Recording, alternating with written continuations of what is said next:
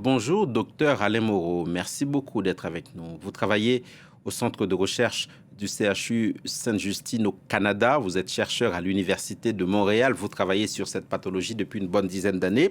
Et vous avez à partager ce matin avec nous, quelques bonnes nouvelles sur cette maladie. Mais avant cela, question de base. Cette maladie, l'encéphalomyélite myalgique, qu'est-ce que c'est? Donc, l'encéphalomyélite myalgique est une maladie qui n'est pas une maladie rare. Donc, c'est une maladie qui, dans 75% des cas, est déclenchée par une infection virale. Donc, évidemment, suite à la pandémie à la COVID-19 et la formation des COVID longs, bien, il y a une resurgence des nombres de cas. Donc, à peu près 50% des gens qui ont la COVID long vont malheureusement développer l'encéphalomyélite myalgique, alors que d'autres vont développer d'autres types de séquelles. Donc, l'encéphalomyélite myalgique est un syndrome, une maladie débilitante physique, donc ce n'est pas une maladie imaginaire. C'est une maladie qui affecte à la fois plusieurs systèmes, le système immunitaire, les différents organes, le cœur, le cerveau, donc avec ce qu'on appelle le brouillard cérébral ou en anglais le brain fog. Donc, c'est une fatigue persistante qui dure depuis au moins 6 mois chez l'adulte qui ne peut pas être expliquée. Et le symptôme cardinal de cette condition, c'est vraiment le malaise post-effort, donc qui est déclenché suite à un effort physique minime ou même un effort cognitif très, très minime et qui va créer non seulement un ensemble de symptômes qui va amener à ce que les patients eux-mêmes appellent des crashs. Donc, ces patients-là vont être complètement mis KO, si je peux dire, et Au moindre effort, effectivement, docteur Moreau. Au moindre effort, effectivement. La prévalence est en train de doubler, voire tripler dans le monde, selon certains chiffres. Quelles sont les raisons à cela? Bien, évidemment, la raison principale aujourd'hui, je vous dirais, c'est l'exposition au SARS-CoV-2, donc ce qui causait la COVID-19, donc parce que ça a touché des millions d'individus. Mais on peut aussi s'attarder sur le réchauffement climatique avec l'augmentation de la prévalence. Donc, on parle ici de la maladie de Lyme ou sa forme chronique. Donc, on parle aussi de plus en plus d'autres virus. Donc, vous savez, la dengue, le Zika, le chikungunya qui remonte du sud vers le nord. Donc, on doit s'attendre malheureusement à ce que le nombre de cas d'encéphalomyélite myalgique augmente dans la prochaine décennie, ne serait-ce que à cause des changements climatiques et d'autres pandémies qui risquent de se poindre à l'horizon. La maladie est reconnue comme maladie neurologique par l'OMS depuis 1969, mais malgré cela, le corps médical reste peu formé à cette pathologie. Alors, on a souvent parlé de grosse fatigue, on l'a assimilé à de la dépression, mais c'est absolument autre chose. Effectivement, la fatigue chronique survient dans différentes conditions ou dans certains cas suite à des traitements assez invasifs, quand on parle de certains traitements anticancéreux, par exemple. Donc, les gens vont être très fatigués. Mais l'encéphalomyélite myalgique, c'est plus que la fatigue. C'est vraiment le malaise post-effort qui est assez unique à cette condition-là et qui permet de discriminer cette condition-là par rapport à d'autres conditions où, oui, il y a une présence de fatigue, mais qu'on peut expliquer. Ici, on parle de perturbation du sommeil. Le sommeil n'est pas réparateur. On parle de problèmes d'intolérance orthostatique, donc tout ce qui est ce qu'on appelle dans notre jargon les dysautonomies, donc qui amène des tachycardies orthostatiques posturelles. Donc, dans presque 40 à 50% des cas, les gens ont des tachycardies incontrôlées, qu'on peut moduler un peu avec les médications existantes, mais ça fait partie d'un ensemble de symptômes qui affectent plusieurs systèmes.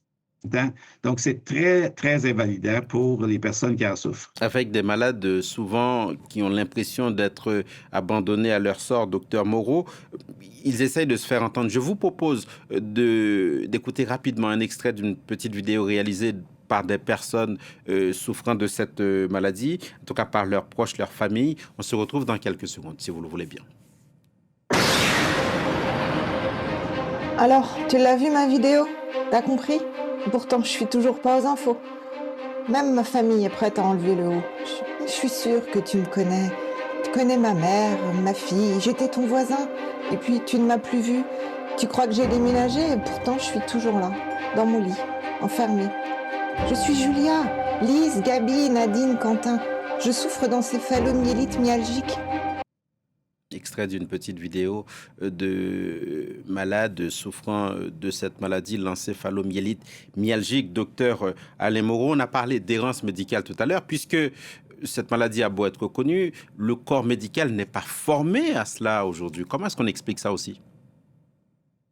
Il y a différentes raisons et c'est vrai, je vous dirais, partout dans le monde. Premièrement, pour investiguer une personne qui va être atteinte d'encéphalomyélite myalgique, ça prend du temps. On ne peut pas, dans une visite médicale de 10 minutes, faire le tour de la question et essayer de comprendre ce qui affecte les patients. Et il y a aussi des sous-groupes cliniques de patients. Donc, les patients n'arrivent pas tous avec les mêmes symptômes et ça peut évoluer aussi dans le temps. Donc, ça prend du temps. Et comme la rémunération, ici au Québec, on a encore une rémunération à l'acte, ben, c'est très incompatible avec le fonctionnement du corps médical. Et vous l'avez bien mentionné, ça devrait être une maladie qui est sous le parapluie des neurologues. Les neurologues ne touchent pas ces patients-là. Je vous dirais que peut-être que les spécialistes les mieux placés sont soit les infectiologues, les spécialistes du système immunitaire ou encore les médecins spécialisés en médecine interne, puisque ça touche plusieurs organes en même temps.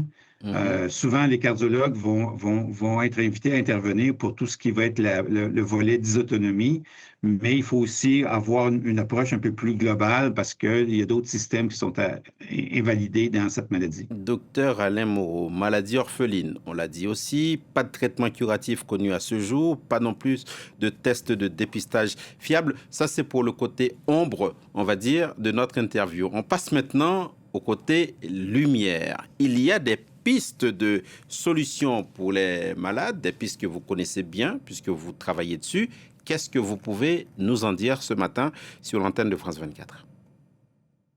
Donc on a développé et publié un test de dépistage moléculaire qui utilise comme biomarqueur des micro-ARN. Donc, ce sont des petits ARN non codants qui sont associés à différentes conditions et c'est pour ça qu'on parle d'un panel parce qu'il n'y a pas un seul micro-ARN qui est associé à une maladie spécifique.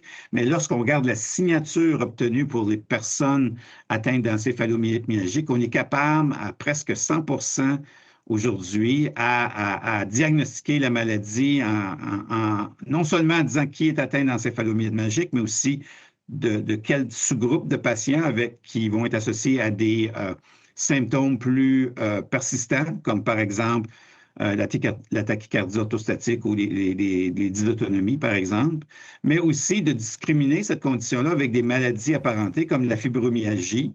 Donc, on a vraiment une photo claire du test qui nous dit qui est atteint de fibromyalgie versus d'encéphalomyélite myalgique. Et malheureusement, dans presque 50% des cas, on a des personnes atteintes d'encéphalomyélite myalgique qui ont également la fibromyalgie. Donc, deux conditions assez validantes. Donc, on a un test qui fonctionne. Le problème qu'on rencontre aujourd'hui, c'est que ce test-là est encore dans le secteur de la recherche. Il n'est pas encore homologué par des agences réglementaires. Et pour ça, ce que vous êtes en train de nous dire, d'aide. Pardonnez-moi, docteur Moreau, c'est que les pistes de solutions aujourd'hui, et on le dit à ces malades qui nous suivent ce matin, ces pistes-là existent, elles sont réelles. Exactement. Donc, je vous dirais que le test existe depuis 2020, qu'on l'a publié en 2020. En 2023, on a challengé notre test pour voir est-ce qu'on était capable de discriminer avec la fibromyalgie. Ça a été également publié. Maintenant, on est un peu dans un fossé où comment on peut faire la translation d'une découverte finalement, même si on l'a validé sur des centaines d'individus au Québec, de l'amener à disponibilité des cliniciens, des patients dans les cliniques. Et ça, c'est là où on a besoin de partenaires, probablement du secteur privé, pour arriver à ça. Et vous vous Donc, ça, adressez c'est à pour le qui volet aujourd'hui? diagnostic. Aujourd'hui, à qui est-ce que vous vous On adressez s'adresse- pour passer à cette autre étape? on s'adresse à tout industriel, les fondations privées qui pourraient être intéressées à amener sur le marché ce test-là.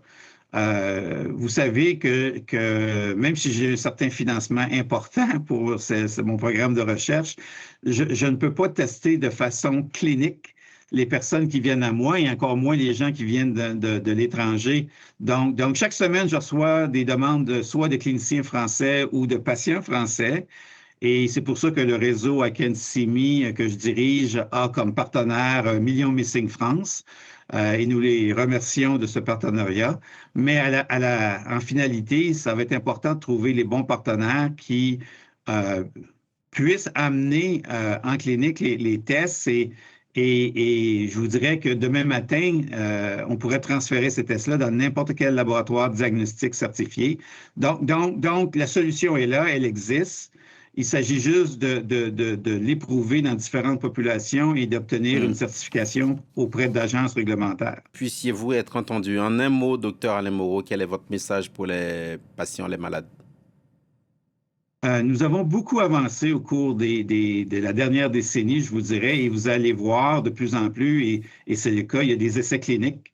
Actuellement, les essais cliniques sont faits un peu à l'aveugle dans le sens où on recrute des personnes qui arrivent avec un diagnostic d'encéphalomyélite myalgique. Je pense que les prochains 24 mois, et j'insiste sur le terme mois et pas année, on va voir l'introduction de la médecine de précision. Et ça va changer la donne pour les essais cliniques et on va trouver des solutions très rapidement. Merci beaucoup, docteur Alain Moreau, spécialiste de l'encéphalomyélite myalgique. Merci, c'est ainsi que se referme ce journal. L'info continue.